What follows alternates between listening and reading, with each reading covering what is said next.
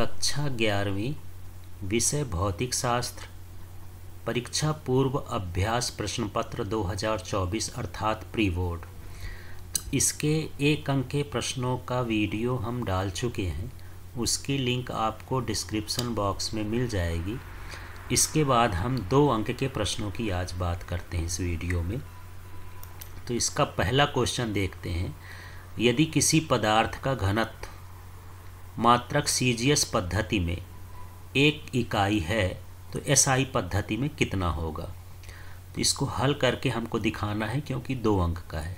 तो सीजीएस पद्धति में जो घनत्व होता है तो घनत्व बराबर ये जो सूत्र होता है यहाँ पर लिख देते हैं। घनत्व बराबर होता है द्रव्यमान बटे आयतन।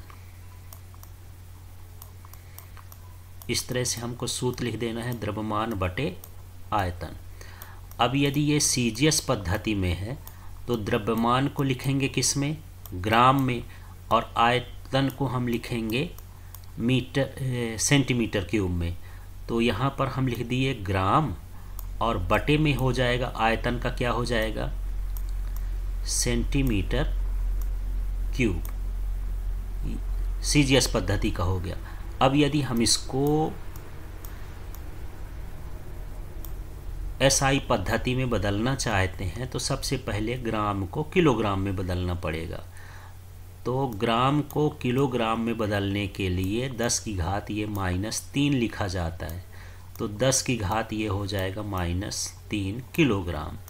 अब इसी तरह से ये सेंटीमीटर को मीटर में बदलेंगे। तो जब मीटर में बदलेंगे तो ये 10 की घात -2 और ये हो गया मीटर, और इसके बाद यहाँ क्यूब लगा है, सेंटीमीटर क्यूब है तो यहाँ क्यूब लगा दिए। तो इस तरह से ये इसको बदलेंगे। अब आगे देखते हैं कि ये 10 की घात -3 तो है ही ऊपर।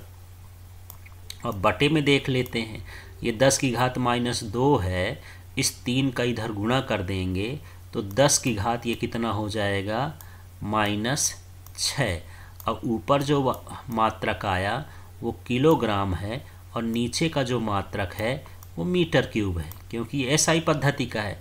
यदि इसके आगे का करें तो ये ऊपर जाएगा 10 की घात ये -3 ये लिख दिए, और ये 10 की घात -6 है तो ऊपर जाके कितना हो जाएगा +6।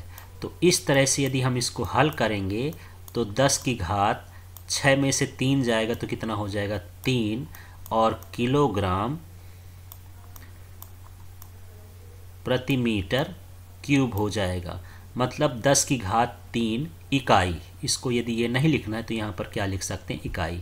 इस तरह से हमको इसको हल करना है। तो इसको देख लीजिए, फिर आगे का क्वेश्चन देखते हैं। चलिए आगे वाला। आपको एक धागा और 1 मीटर पैमाना दिया जाता है, आप धागे के व्यास का अनुमान किस प्रकार लगाएंगे। तो हम एक छड़ लेंगे जो बराबर लंबाई की हो, बराबर मोटाई की हो। फिर इसके बाद इसमें क्या करेंगे, इस तरह से धागे को बिल्कुल पास पास लपेटेंगे इस तरह से, और लपेटने के बाद यहाँ लंबाई नाप लेंगे, और इसके लंबाई नापने के बाद मीटर स्केल से लंबाई नाप लेंगे, और इसके फेरों की संख्या के कितने फेरों आए तो वो व्यास निकल आएगा। तो यहाँ पर इसका व्यास बराबर हो जाएगा लंबाई और बटे में हो जाएगी फेरों की संख्या। तो इस तरह से हम जो है धागे का व्यास नाप सकते हैं। तो चलिए अब इसको लिखेंगे कैसे। तो हम एक जो है छड़ लेंगे, उस छड़ पर हम धागे को कई फेरे लगाएंगे और पास पास फेरे लगाएंगे। फिर हम उसकी लंबाई को नाप लेंगे और फेरों की संख्या को गिन लेंगे।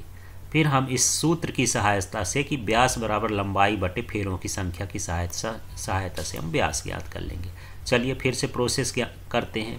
पहले क्या लेना है, एक छड़ लेना है जो बराबर मोटाई की हो, फिर उसमें धागे के फेरे लगाना है पास पास, फिर उसकी लंबाई को मीटर स्केल से नाप लेना है, फिर व्यास बराबर लंबाई बटे फेरों की संख्या हम ज्ञात कर लेंगे या इस सूत्र से हल कर लेंगे तो हमको उसका व्यास पता चल जाएगा धागे का।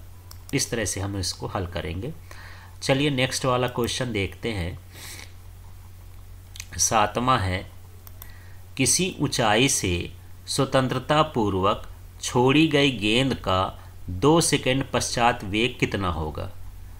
तो चलिए इसके लिए जब हम देखेंगे तो इसका हम सूत्र लगाते हैं। जो न्यूटन के गति का प्रथम नियम होता है वो होता है v = u + at। ये इस तरह से सूत्र होता है। इस सूत्र में अब हम मान रख देते हैं तो पता चल जाएगा। v की जगह हम v लिख दिए, प्रारंभिक वेग 0 होगा तो 0 लिख दिए, प्लस की जगह प्लस लगा दिए। ए गुरुत्वीय त्वरण के बराबर होगा क्योंकि स्वतंत्रता पूर्वक छोड़ी गई है, तो यहाँ गुरुत्वीय त्वरण का मान कितना होता है 9.8। फिर यहाँ समय है t कितना दिया है 2। यदि हम इसमें गुणा कर देंगे तो इस 0 का तो कोई मतलब नहीं है, तो 2 अट्ठे 16 और 2 नाम 18 1 19.6। तो यहाँ पर उसका वेग हो जाएगा 19.6 मीटर प्रति सेकंड। इस तरह से हम इसको हल कर लेंगे। अब हम इसका अगला वाला देखते हैं। 30 मीटर प्रति सेकंड चाल से सीधी सड़क पर गतिशील कार ब्रेक लगाने पर 50 मीटर दूर चलकर रुकती है। कार में उत्पन्न मंदन क्या है। तो सबसे पहले यहाँ पर अब जब निकालेंगे तो यहाँ पर गति का द्वितीय समीकरण लगेगा, और गति का जो द्वितीय समीकरण होता है वो होता है 2as बराबर होता है v² - u²। इस सूत्र का प्रयोग करते हैं। तो यहाँ 2 की जगह तो मैं 2 लिख दिया, a का मान मुझे पता नहीं है तो a लिख दिया। इसके बाद यहाँ s का मतलब विस्थापन से है, तो यहाँ विस्थापन दिया है 50, तो यहाँ पर मैं लिख दिया 50। आगे के स्टेप में इसका जो अंतिम वेग है वो कार दूर चल करके रुक जाती है, तो अंतिम वेग का मान कितना हो जाएगा 0। 0 का स्क्वायर करेंगे तो 0 हो जाएगा। माइनस यहाँ u आ गया, और u का मान ये कहलाएगा प्रारंभिक वेग। तो प्रारंभिक वेग कितना है 30, तो यहाँ हो जाएगा 30 का स्क्वायर। इस तरह से क्योंकि u² है। अब इसमें हम मान रखते हैं, तो अगले स्टेप में यदि हम इसका गुणा करेंगे तो 50 में 2 का गुणा किए तो ये हो गया 100, तो ये हुआ 100 और ये हुआ a। इसके बाद यहाँ पर हम यदि इसका वर्ग निकाल दें तो 0 का तो कोई मतलब नहीं है, माइनस सामने रहेगा, तो ये हो जाएगा कितना 900। अब इसमें हम देखते हैं कि ये 0 और ये 0, ये 0 और ये 0 कट जाएगा, तो a बराबर कितना आया -9 मीटर प्रति सेकंड स्क्वायर इसका त्वरण आया। त्वरण यदि घटता है तो उसको हम मंदन बोलते हैं, और माइनस लगा है तो ये बता रहा है। इस तरह से इसका मान आ जाएगा a बराबर -9 मीटर प्रति सेकंड स्क्वायर। इस तरह से हमको इसको गति के तृतीय समीकरण से हल करना है। गति के तृतीय समीकरण से हल करना है, ये तृतीय समीकरण है।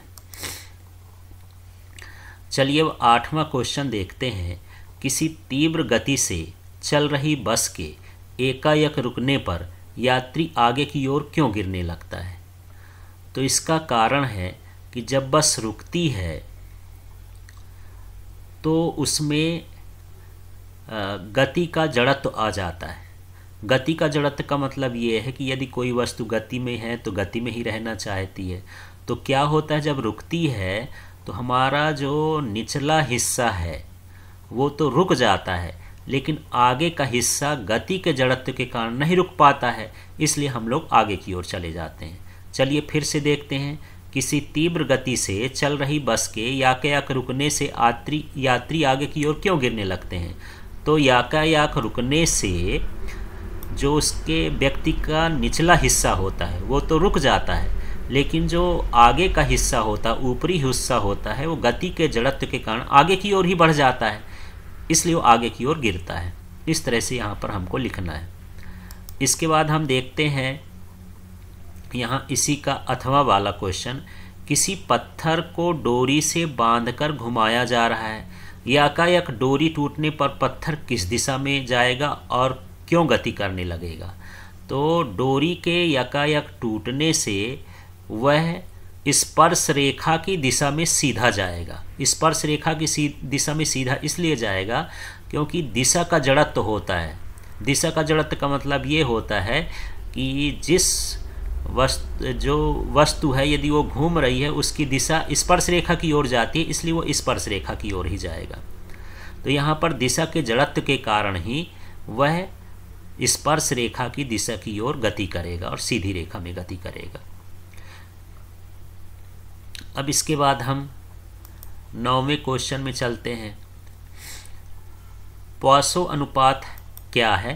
तो सीधा सीधा पॉसो अनुपात को हम ऐसा लिख सकते हैं, पार्श्व विकृति।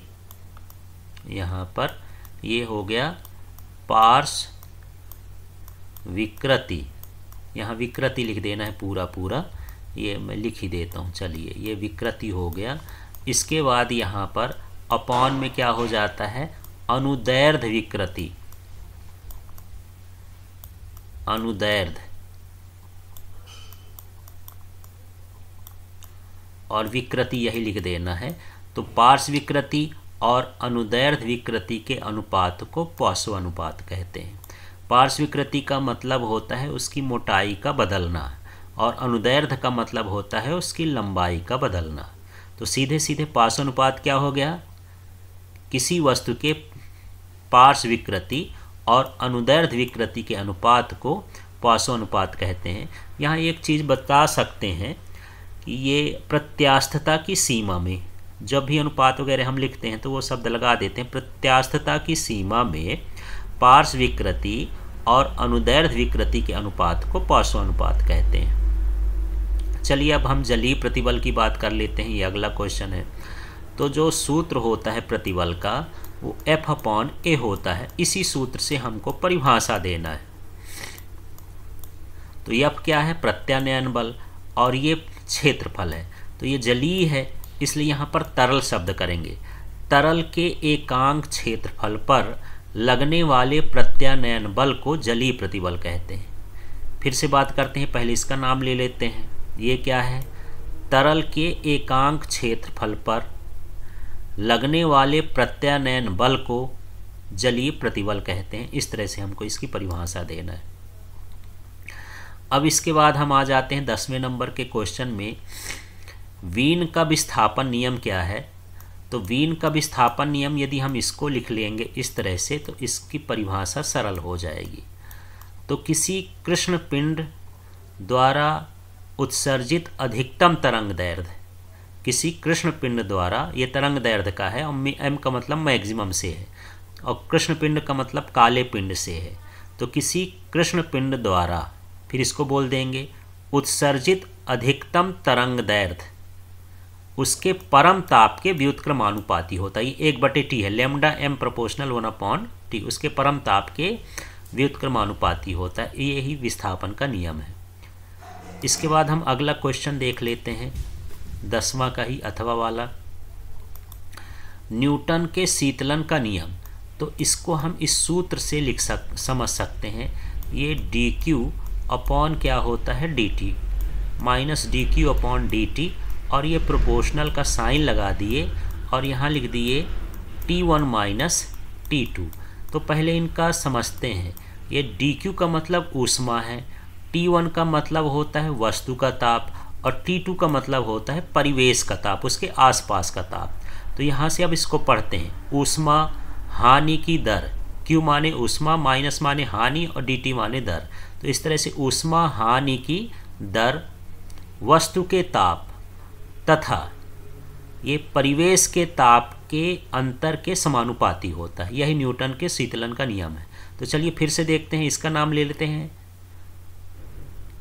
ऊष्मा हानि की दर वस्तु के ताप और परिवेश के ताप के अंतर के समानुपाती होती है। बस इतना लिखना है, चाहे तो सूत्र भी लिख सकते हैं।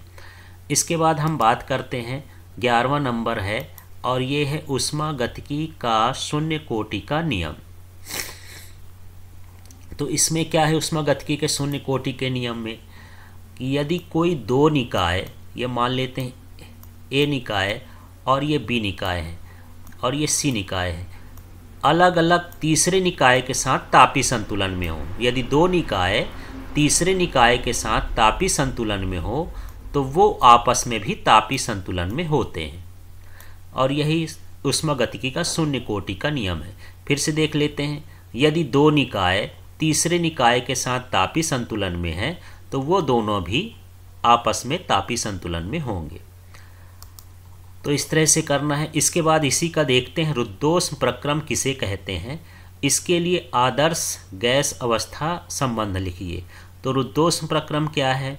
वह प्रक्रम जिसमें ऊष्मा का विनिमय नहीं होता है, अर्थात ऊष्मा का आदान प्रदान नहीं होता है, ऐसे प्रक्रम को रुद्धोष्म प्रक्रम कहते हैं।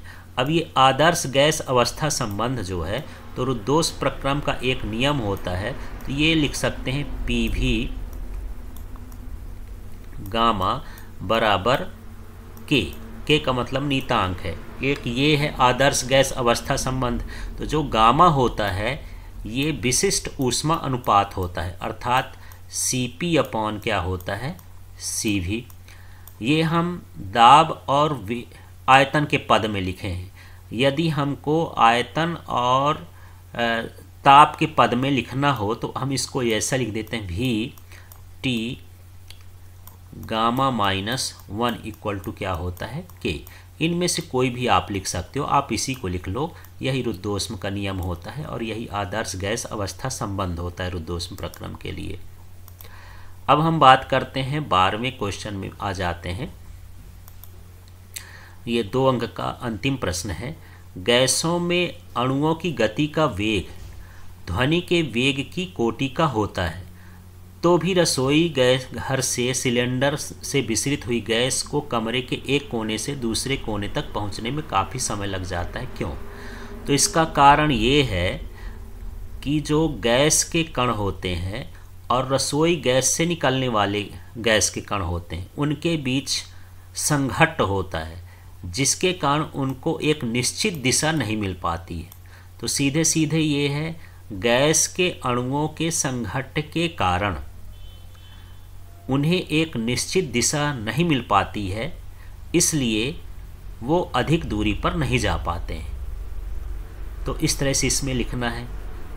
अब हम देखते हैं डाल्टन के आंशिक दाब का नियम। तो यदि हम इसका सूत्र लिख लेंगे तो आपको सरल पड़ेगा।